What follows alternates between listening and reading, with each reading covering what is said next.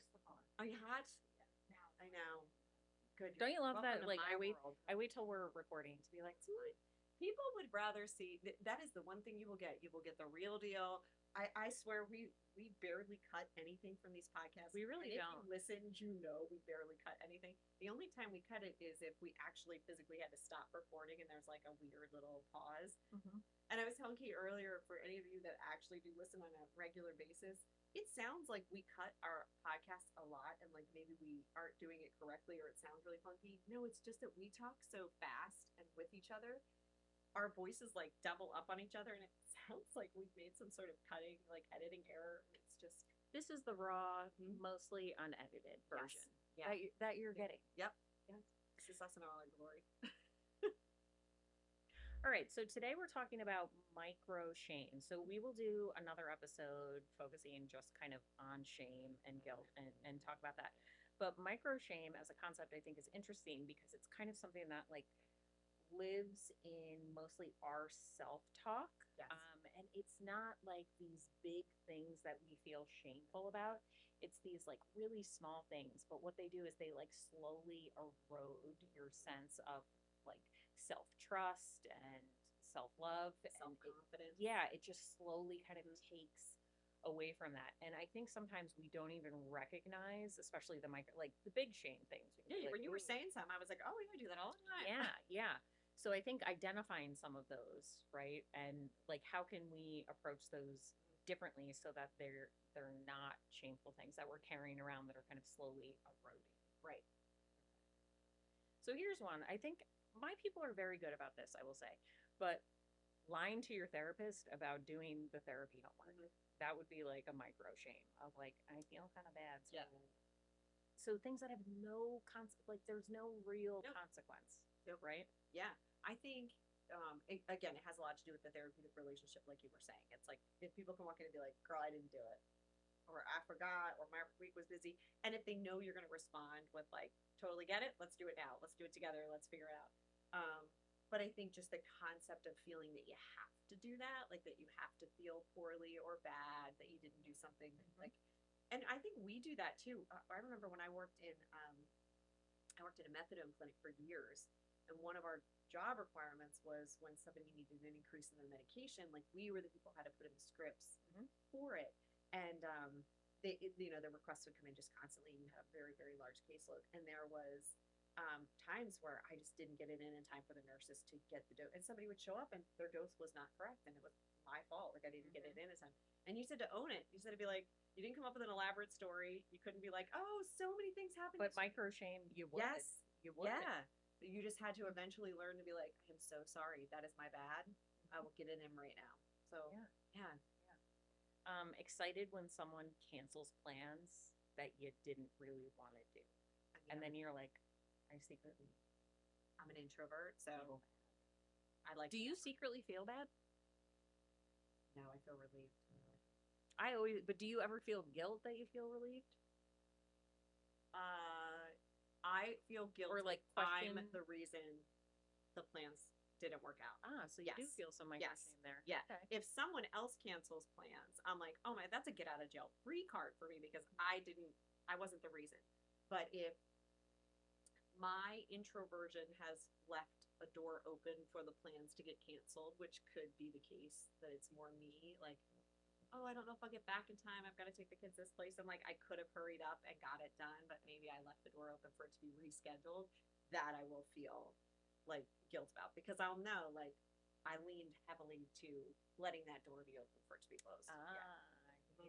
Yeah. And that's like the micro shame is like not even being able to say yes. Like I can't. I had a meeting yesterday morning and they're only once a month, but I have a lot going on in my life and I just like emailed them and was like, I don't have the bandwidth today to do this. Like I'm not perfect though. That's a meeting. Did you feel shame? No, I didn't. But that is perfect. A good example of like I would have gone to the meeting because I felt like I can't cancel and it's only once a month and I should be able to go. And I was like, I can't. I don't have it. Like I'm not going. Yeah. No, that's a good one. Forgetting to respond to texts because connection just feels like too much. Or you don't respond to a text and then you go, it's been too long. Yeah. Forget it. I can't. I just can't. Yep. Yeah. Or you do the old, oh my gosh, I'm just getting this now. I thought I sent this. I thought I hit send.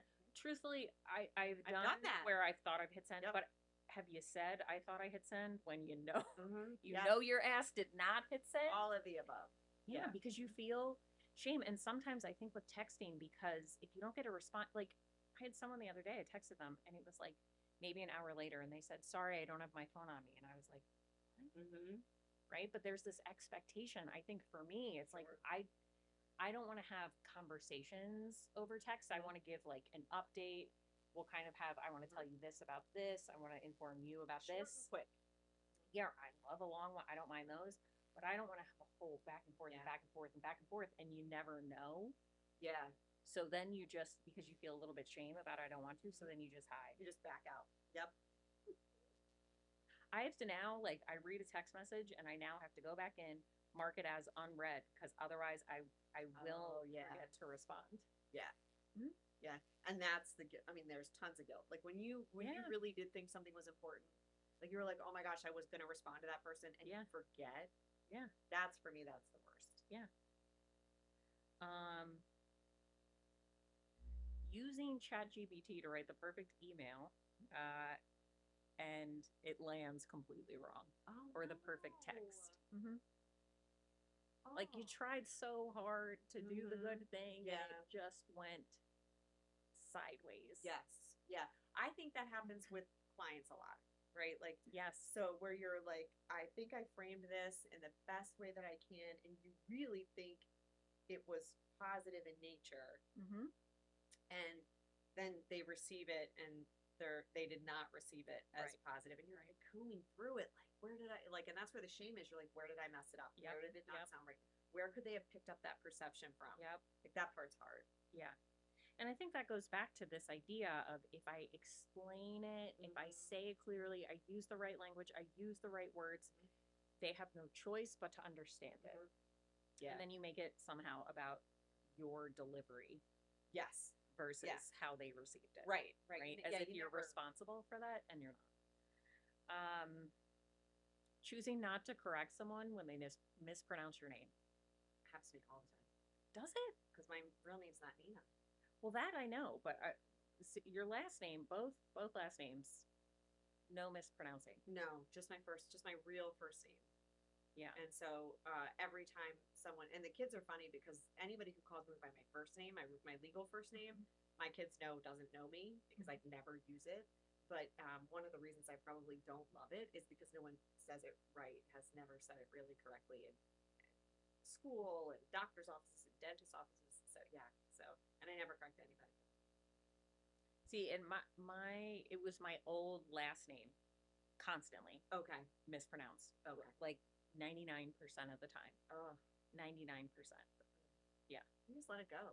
Yeah. It's like, because you feel awkward correcting. But it's not right. But it's not, you're feeling awkward for someone else's mistake. I appreciate when they say it, and I like that people go, did I say that right? I love that. I love those people.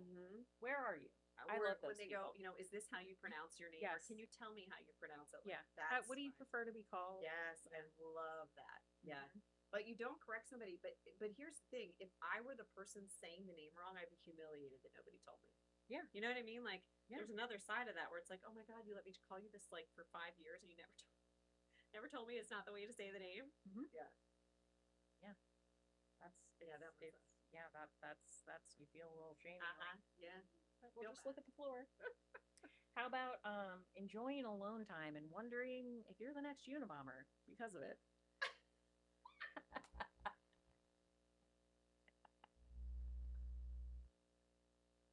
Weren't expecting that one. So clearly Kate didn't run them by me. Because that's the thought I have, because of how much I like solitude. I do wonder, I'm like, oh my God. Am I? Should I be concerned? Like you feel a little shady, because I watch a lot of those shows. And I'm watch a lot of those shows.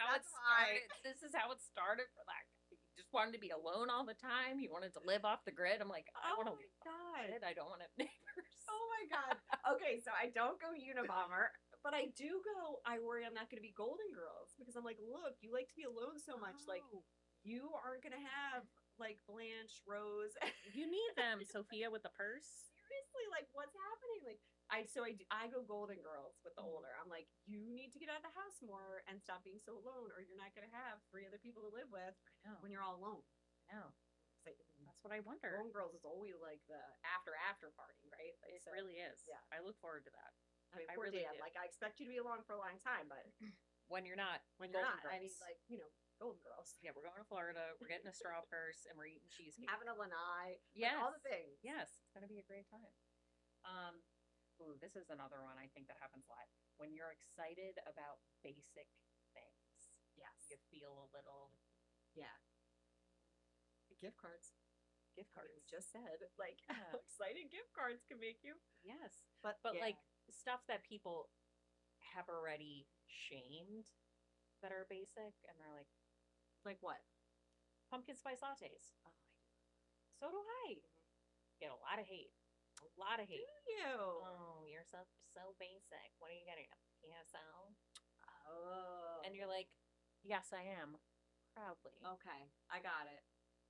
Yeah. Okay. Liking Taylor Swift. That's another one. Oh. I love Taylor Swift.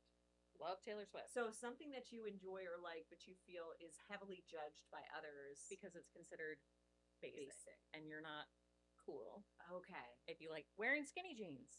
Okay. Still, I love my skinny jeans. a side part in your hair, I will go down with the skinny jeans. ankle socks, anything that's basic that people Okay. have decided like, really? Okay. That would be my whole life because I'm behind in all of the trends, right? So like my girls will do that to me. Like I think I got my first pair of UGG boots maybe 4 years ago.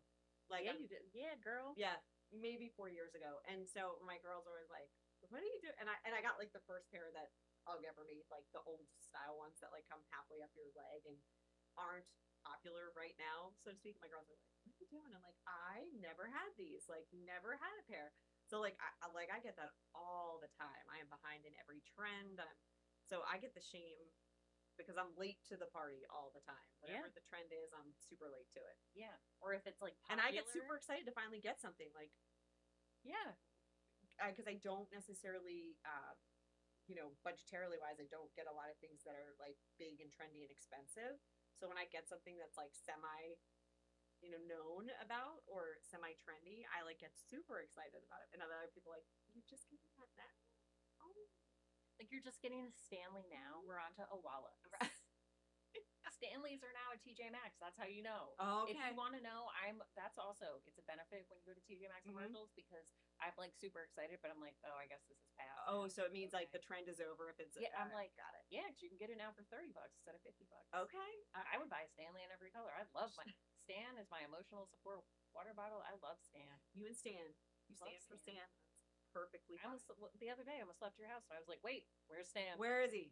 I had to Go go get back him. for him. Yeah, yeah. All right. Ooh, this one I do a lot. Pretending you know a reference. So someone's like, have you know that actor, you know that song, have you seen that show, you know that episode, and you just go, uh-huh. Sure I do. Please don't ask me what my favorite part is. And then Or they my favorite continue the character. story and you're like, uh-huh. Yeah. I've Yeah. gotten clients do it a lot too, but I've gotten really good at like telling them like, no, I No, don't, I don't know that. have that. I don't Yeah. read that because I don't want to tell them I know something that I don't. But I think too there's a misconception with shame in our clinical work that like we know every single Uh-huh. book that's out, Uh-huh. new show that's about mental health, new podcaster that's about mental health. Like there is no way we can be on top of all of those things. Like, but if it's mental health related, I do think there's this expectation that we have read it, seen it, researched it. Oh, do you know this book, this person? You're like, Yeah. no, I don't. Did you read the newest data on this? I'm like, No. I don't think that I know that. Yeah, that one I'm Yeah. totally fine with. Yeah. But like if No, I it's a don't. show or a song, You're sometimes just you gonna just claim ownership.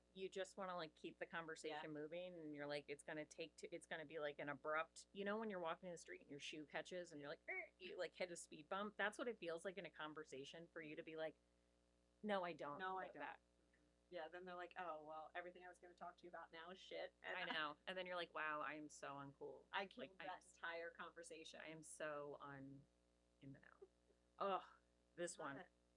Fake singing to a song, like you know the lyrics, and then you end up Okay. sort of lips syncing. You just move your mouth sort of in the general direction. Nobody really Yeah. knows, or you know, sometimes they're saying the prayer, and you're like, Yeah, and you just say the one word. Yeah, you know, real loud, too. Real loud. Yeah. Just like, I'm in it. I'm in it. Yep. Yeah. I am astounded by my ability to remember things that I talk about in session and my inability to remember anything else in my life. Yes, that's true. Amazed. Yeah. I don't understand why my memory only works in one particular place in my life. Well, that's where we're getting paid for it. So. Maybe it's So just that reward perhaps center. yeah. That reward center is like, pay really close attention. Yes, this matters. Because in every other aspect of my life, if I don't write it down, it's not happening. And therefore, memorizing lyrics to a song or like I'm terrible at it. But I'll swear I know it. I will sing it at the top of my lungs. Yeah, everybody will be like, "Oh, this is the best." They turn it up real loud, and you're like, and then you just move your mouth like. I wait for the chorus. I'm like, I know this part. That's the only part I know. Yeah. Yeah. I do it all the time. Oh gosh, yeah, that one you're like.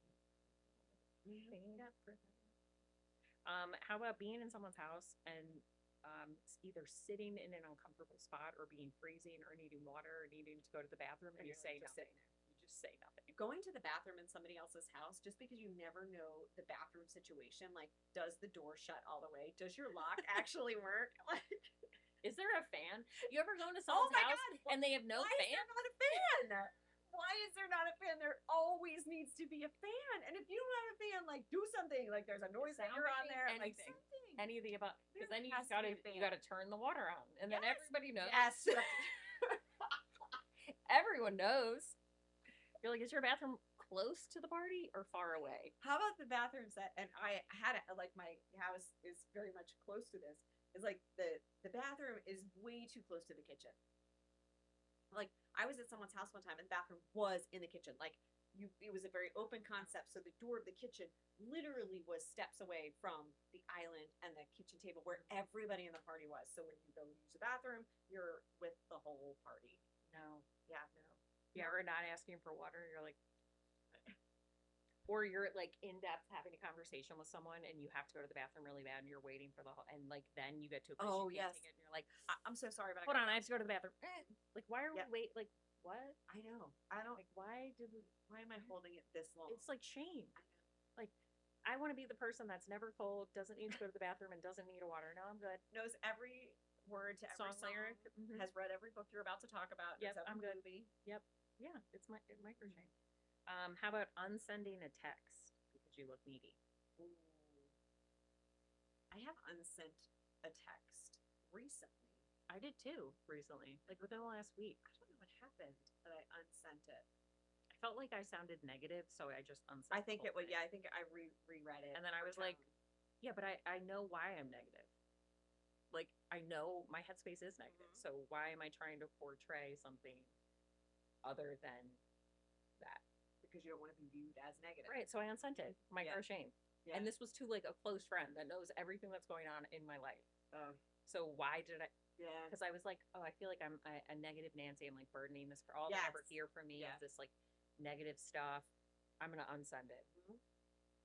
Yeah. And it's because there was like that element of shame of like, I feel like I'm a burden. I feel like I'm too much. I feel like this is a lot. I'm not bringing anything like positive or solutions oriented to the table. I'm just sitting here saying, I feel like a totally appropriate thing to say. Yeah. Right. But don't you think that often happens? Like, you're with friends and like you'll come home and you'll be like, I don't really think I shared anything because like, what's the point of if it's not positive? What's the point of sharing it? I think a lot of people. Yeah. And so you walk away and you're like, I didn't really say much, and then you kind of walk away too feeling like I didn't get the positive experience that I'll typically get from my friends because they'll really help build you up, because I didn't share because it isn't positive, so I don't want to bring anybody down. Right. So it's it's the shame, and then you feel a little bit void because something that would have pumped you up or helped made you feel better, you didn't get it because you didn't seek it, because of the shame. And a lot of times there's the, I don't want to say it because it's negative, or I don't want to say it because there's no solution to this. And Yeah. so it's just going to leave this person that I said it to feeling helpless, and then they're going to be sad, and I'm already sad. So, like, why do that? And then Right. but I did. I unsent it. Mm-hmm. And then the worst part is, it's like so-and-so unsent a message. Everyone knows you unsent it. Right. And You're everyone not knows hiding anything. you did something you didn't want me to see. Now I want to know what you didn't want me to see. Like, why gotta do it? Don't give me the option to unsend if you're gonna notify. I know. Why would you notify? Don't do it. Yeah, I don't like that person. And don't have your red receipts on there. This person does it. Okay. Oh, how about saying I'm good? I'm good with whatever. Yeah, wherever you want to eat. Like I'm good. When it's not the case at all. Mm-hmm. So when I was a kid, this is gonna sound very strange, but I felt shame. Because as a kid, you were supposed to like what kind of foods? When we were kids? Yeah. Whatever my parents ate. But like as a kid, if you had your choice, you were choosing what to eat for dinner. Junk. Pizza. Right? Like every kid likes pizza. Pizza. That's like a fair. We were McDonald's. But pizza, right? Like, so You're like, no, pizza is what it was for me. Okay. You know, part of that is like growing up like on Long Island. It was like pizza Okay. everywhere. But every birthday party you went to, every single birthday party I went to had pizza. Okay. And cupcakes. Right. Or cake. Okay. I was a kid. I did not like pizza, and I do not like cake, anything with icing. Okay. Not a fan of. Mm-hmm. Do you know what birthday parties were like for me as a child? That sucks. They're like, you want, and you're like, have a slice of cake, and you're like putting some in a napkin, like pretending. It is terrible. That's the worst. But did I ever say no? I had birthdays where there was, I was just gonna say, what'd you have at your party? I would ask for ice cream cakes. Like, oh, nice. I love it. Good ice cream cake. But there were times, like, I think, like, my stepmom one time, like, made me cake, and I said to my dad, like, I don't want to eat. And he was like, you're eating the cake. And I was like, okay. Yeah, I don't like icing.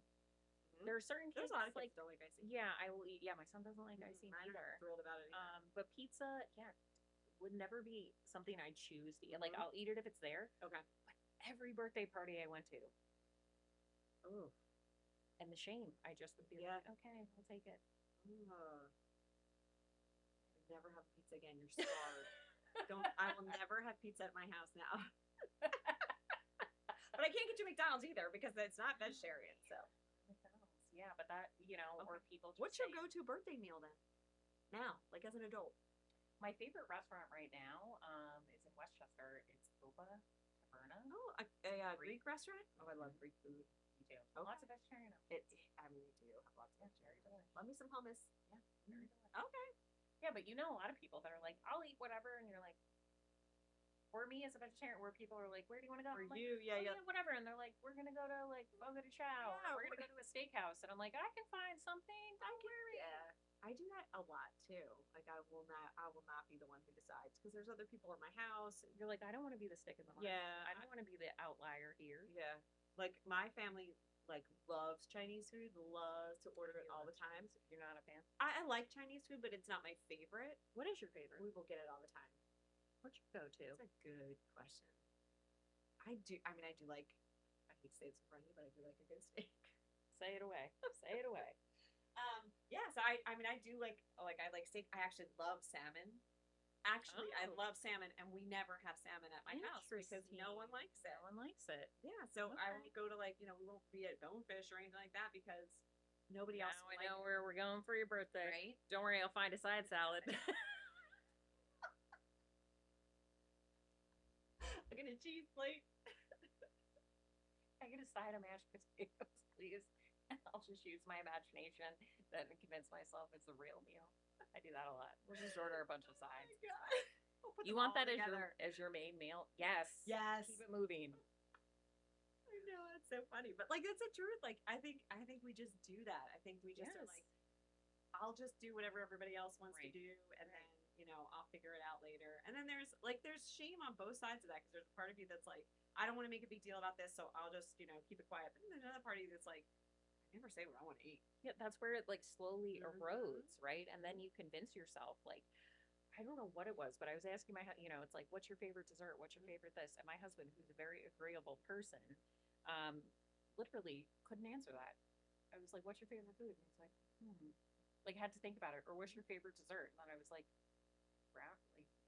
Yeah, I guess it's that. It's like the craziest thing, but it's like you do that enough and you lose touch with what actually, if it was my preference, what would it be? And that's why even when I asked you, it's like, shit, I have to really think about it. Like, I don't, because I'm so detached from that Yes. and like owning that I don't even know what my favorite food is or what my favorite place to eat is because I'm so far removed from it. Yeah, no, I agree. See, microshame in action. But think about how easy some of the other things are to answer because, like, so if I said you like, what's your favorite drink? Like, you and I can name that, like, because it doesn't affect anybody else, Right. right? Like, you can go to a restaurant and still get your personal drink. Do you know what I mean? Like, and so we're capable of it. We have our likes, our dislikes. They're right at the tip of our forefront of our brain. But like when we account for other people's likes, desires, opinions, that's where we lose it. Like that's where it we starts become to go. shameful because mine shouldn't be more important than theirs. So, how about being jealous at a friend's good news or anyone's good news? Like I got a raise, or yes, we got a beach house, or we're going on vacation, or we're doing this, or that's hard. It's really hard because I think there's a natural reaction for people to, especially in our society with where social media is right now, just to compare, right? Yep. And I always say there's the Facebook effect where you think your weekend was amazing until you watch somebody else's weekend play out on Facebook and you're like, we don't do anything, we don't go anywhere, we don't take cute pictures. But meanwhile, you had a great weekend up until the point that you saw other people's. Right. So I think there's that component to it where you just compare. You're like, I'm so happy for you that you got a beach house, but what financial decisions am I making correctly that we can't, right? So I think there's some of that. It's like, and that's the part that's terrible is like, that's almost the immediate thought when someone's like, we're putting on an addition or we're doing, your immediate thought is, what am I doing wrong that I don't have that? Right. Right. So it's not, I'm not happy for you, or I don't think you deserve everything you're getting. It's, I feel shame about how I'm not living up and I'm not able to do those things and take that vacation and have the finances to do that or whatever it is. It's like, yeah. And of course, there's tons of variables in there that we're not thinking about at the time, but it's just really, it's immediate. It's just this feeling of like, and again, it's that shame of I'm not managing something correctly. You guys are managing it perfectly. This is no shame to you. I'm not managing it correctly. And that's kind of, I think, where we go in our heads. Yes, personalize it. Yeah. You make it about you. All right. Last one. Taking back a boundary because someone didn't like it. That's great.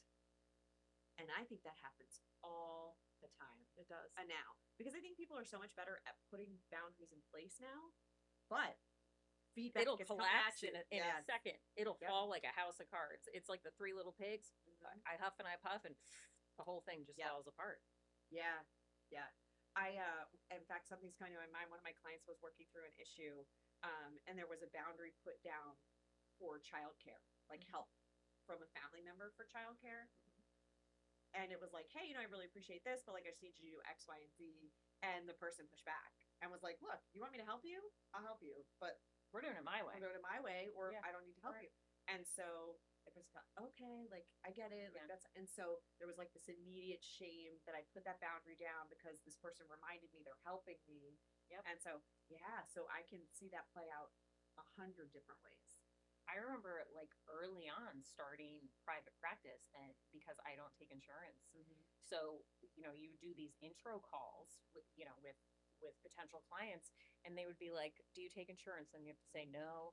And then they're like, how much is your rate? And you would throw it out there and you would just watch it sink. And before it could even fall to the ground, you'd be like, well, I could offer like a partial, like sliding scale, like before you could even do it. And I had to learn to tolerate the discomfort of like owning my worth. I know what I give to sessions and I know what that looks like. And what I'm charging is a reflection of that. Right. It was hard in the beginning because you're like, people are like, they wouldn't even have to say anything. Sometimes it would just be a pause and you would fold like, okay, well I could do. Right. And it's because like the shame in the beginning, it was like, really like having to figure that out. Yes. Yeah. I've noticed too, like a little bit of shame too for people who are putting boundaries down with decreasing substances. And we did a whole sober summer about people who wanted to like drink less or not use it all. And the shame they feel around people who are trying to get them to use with them. So, for instance, if somebody is trying to like not even cease, but maybe decrease their drinking, they go to a family party or a family function, and the question is like, "Oh, what are you drinking? What do you need? Oh, come on, like come have this, have that, have this, have this. Like we're good. No, you're just hanging out. Oh my gosh, you're not going to get out of control. Like just come on." And there's this shame they feel that they're letting their people down, like they're letting their family down. Oh, They're you're like, no fun anymore. Yes. Come on. Or I have so many people that have like stopped drinking or made the choice to stop drinking and aren't necessarily like pursuing recovery. They're choosing sobriety. And people, they will have family members that say things like, "Are you still on that no drinking thing? right. When are you going to be done with that? Like, why are you doing that? What's going on with that?" And then, yeah, they start, it's like a boundary you have. And people are like, "What do you mean? Come on, come on." Right. And so you put that boundary down in your whole life, and then you take it to like your family or your friends, and they go, "Nope, that doesn't work with for us." us. Yeah, that doesn't work for us. And that's a big. I mean, that's a big one I see a lot these days. Oh, yeah, big time, big time. Yeah. So I think thinking about these things that you may not, it may just be like, ooh, it kind of makes me feel uncomfortable, but really it's like micro shame. And when we don't speak about it, and that's kind of what we were doing today, the best thing we can do with shame is like speak our shame and say like, here are these things, and like I do like pumpkin spice lattes, and I don't like pizza. Right. I don't want pizza when I come to your birthday party, and please don't give me cake either. My friends are lovely. I had in my running group, it was like my birthday the night that we had like our holiday party, and I love cookie dough, so they got me a container of cookie dough and put a candle in it. Who doesn't love cookie dough too? A plus. Such a good idea. See? Yeah. And they had no problem with that. And then you walk away happy. And everybody's happy. Yes, I agree. That's how we're going to get a little bit more normal, right? We're going to near to normal by just owning it a little more and not being so shameful about some of the things we want. No, we're going to own it. Yep. All right, nearly normies. Until next time, stay nearly normal.